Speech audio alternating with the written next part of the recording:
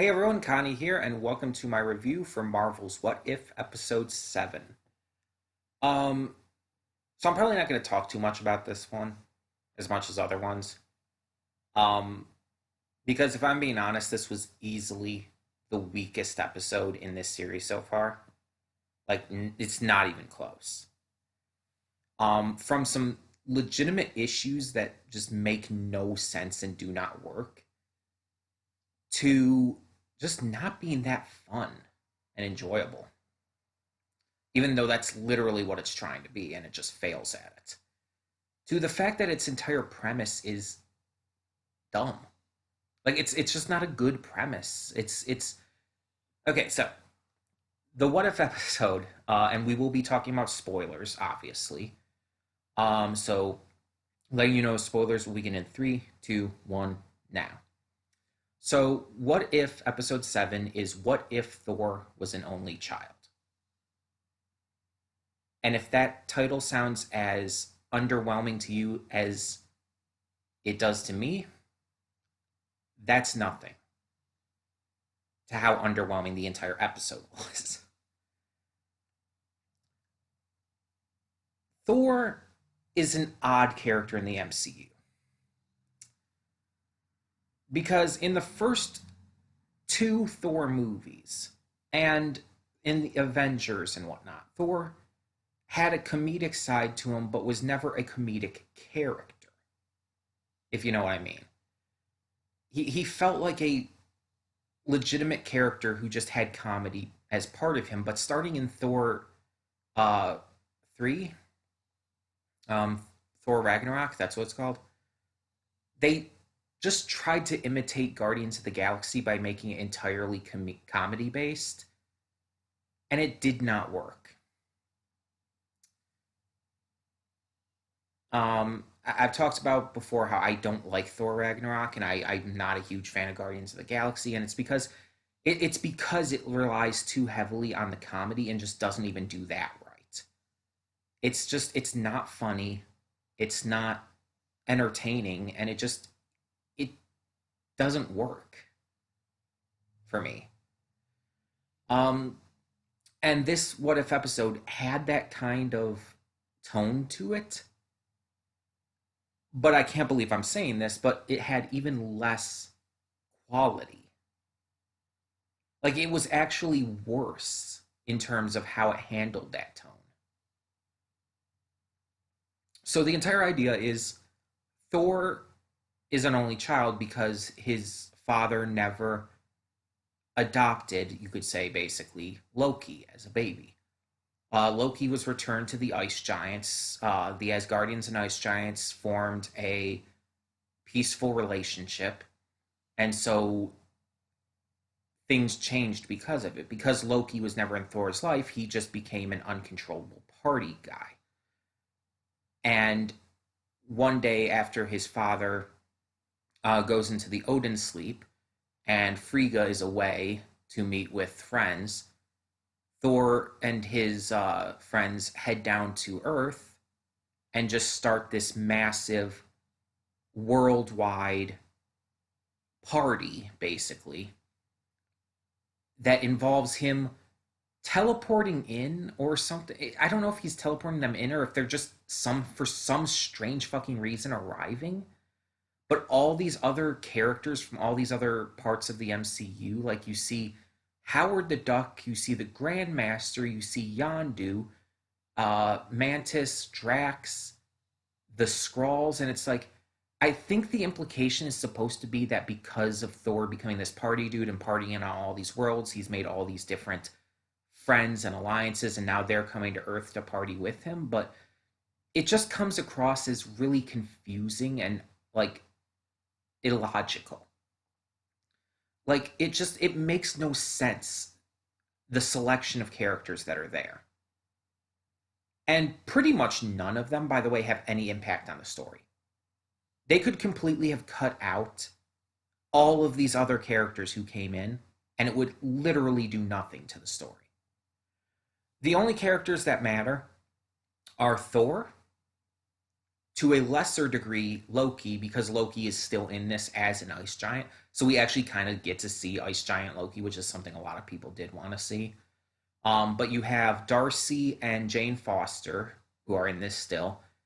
You have Shield, which is currently being run by Maria Hill because Fury, for some reason, was at one of the parties and he was trying to get in or something, and he ended up getting knocked away by Korg and getting seriously injured and knocked unconscious.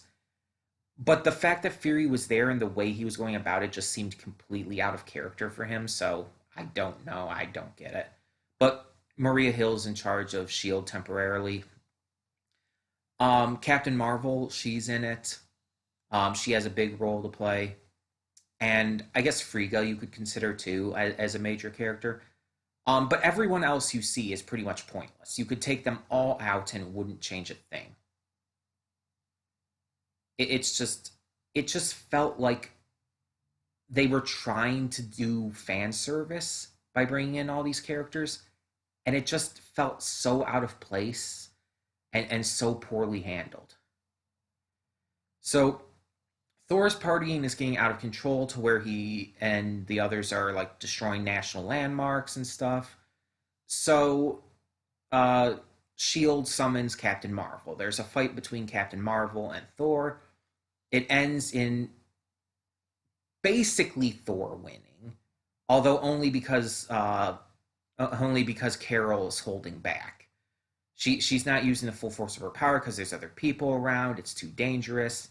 So they decide to have her take Thor basically to the middle of nowhere, like to Siberia, where Carol can go all out and use the full force of her power, which, as we know, Thor would be absolutely zero match for. Um, and Maria is there, and she's planning to use some nukes if necessary as a backup. However, Jane ends up getting in contact with Heimdall, who puts her in contact with Frigga, who comes down, who's on her way down to stop Thor. Thor does find out about this and basically gets everything cleaned up in time, and they put on this act that Thor's been doing studying and cultural exchange down there. And in the end, he's kind of okay with it. He thanks Jane for telling his mom on him, saying like it kind of sucked, but it's what I needed. And I'll get to the ending in a moment, the big thing at the ending, which I think actually might be extremely important. But the rest of this episode was extremely uninteresting. The most interesting part of it was when Carol was taking on Thor when they were fighting. That was pretty cool, admittedly, seeing these two go at it. Everything else was uninteresting, unfunny, and a waste of time. There's this like part where Jane and Darcy are partying with everyone, and Darcy gets married to Howard the Duck in Vegas for some reason. I don't understand the joke there. I don't understand what's supposed to be funny about that. Also, Darcy, they flanderized her. Like they took the quirkiness that Darcy does tend to have, and they ramped it up to 11, and it felt so extremely weird because it felt like she was basically a walking meme the entire time. And it's like Darcy is not that excessive with her quirkiness. She is not that bad. It just it really felt off. And you can't even use the entire idea of this behind that. Like you can't use the idea like, oh, this is how things would be if Thor was only a child. No, that had no effect on who Darcy was as a character. That would have no effect on who any of them are, Darcy or Jane or any of them like that. That's not an explanation. That does not work.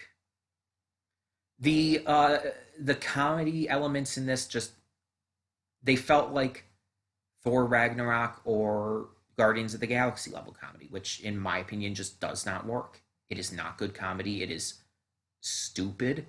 It is immature. It's unenjoyable. I don't like it. Um, Again, all of the other characters that were in it just randomly strewn about that didn't need to be in it. Just it was distracting. The pacing was really weird as well. Like it just felt like there were a couple points where it felt like it was going to be ending soon, but then it's like it didn't. Um, and the fact that Thor received no repercussions for what he did outside of like being slightly scolded or whatever is extremely off-putting. Um, and it's just like it just didn't add anything. Like other episodes in this series added stuff. What if T'Challa were Star Lord? Gave us a great what if story that added so much to this idea, to this universe, giving us a concept that really just revitalized the idea of the Guardians of the Galaxy in a great way, while making it very apparent how terrible the actual Guardians of the Galaxy are, and not just the characters but the movies. Um, what if Peggy Carter became Captain Carter? What if she got the super soldier serum? Did a lot for her character, did a lot for Steve's character and Bucky's character. It built upon things really well. And so on and so forth. The Doctor Strange episode, what if Doctor Strange lost his heart instead of his hands? Phenomenal. Gave us an amazing, deep, and dark story that expanded upon Stephen Strange's just mindsets and emotions and the depth of his character and how he could have gone the other way. It's fantastic, honestly. And then this one is just goofy. It's just goofy ridiculousness that, again, isn't fun to watch. Like, normally with these episodes, I tend to watch multiple reactions with different reaction channels. I watch, like, Blind Wave and the Normies and all. I'm probably going to watch very few reactions to this episode because I don't have a desire to see it that much again. It did nothing for me in that regard. And there's not really much else to say about it. I just did not enjoy this one. And it's really sad because I really did like the character of Thor in the first two Thor movies, even though the second Thor movie was not that good in terms of its writing and whatnot. Honestly, one of the worst MCU movies. But I liked the character still. I liked him in Avengers, but they ruined his character by turning him into a comedic character rather than a character who just has some comedy to him. And it ruined him. It made him unlikable. And I'm annoyed by what they did with his character. And the fact that they went even further into that in this, honestly, it irritates the shit out of me.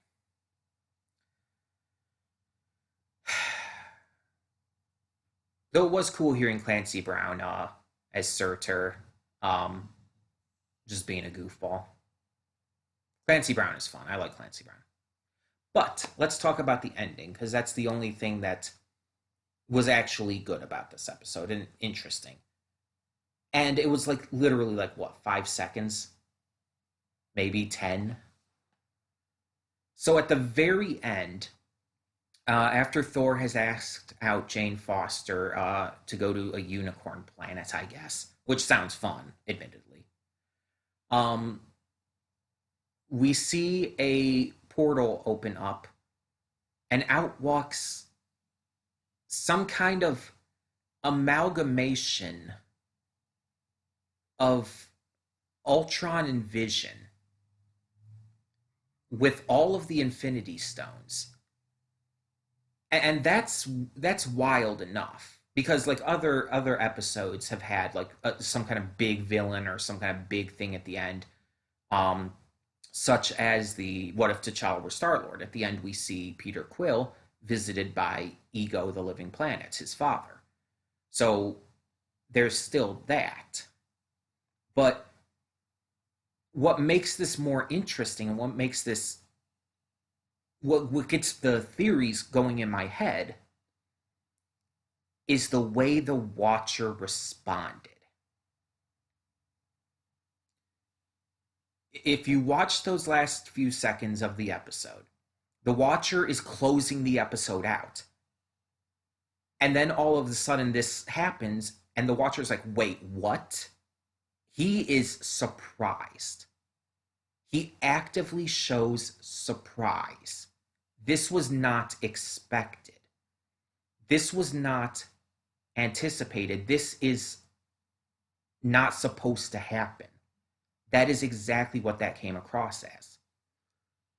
Basically, to compare it to the Loki series, this is one of those anomalies that the TVA were trying to stomp out.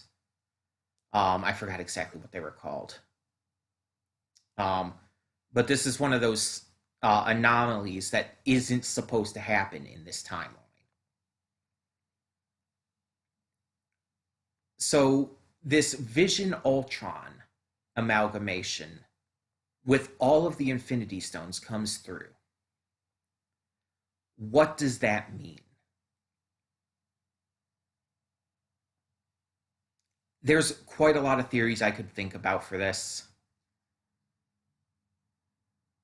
But the fact that the Watcher was surprised means that, again, this was something that was not supposed to happen, but I think it also means that this is going to be important. That surprisingly enough, the What If series is about to tie things together. With this multiverse that was created in the Loki series, that this What If series literally spawns off from, we now have this villain who might not be from this universe. Because if the Watcher is that surprised and it just seems like this is not supposed to happen, that's kind of the vibes I'm getting. What if this is a villain from a different universe who somehow came to ours, maybe I guess using the Infinity Stones that he seems to have, or came to ours, I say, came to that universe, went from one universe to the other. Um, and that was unexpected even to the Watcher, to where what probably my big theory is, if this is going to be big, if this enemy is going to be a recurring enemy or even like a final enemy for this season, which would be wild that they would integrate things, would they also like pull in other, like these previous episodes and stuff, in order to kind of connect all of this? If this is like kind of suddenly, we're suddenly getting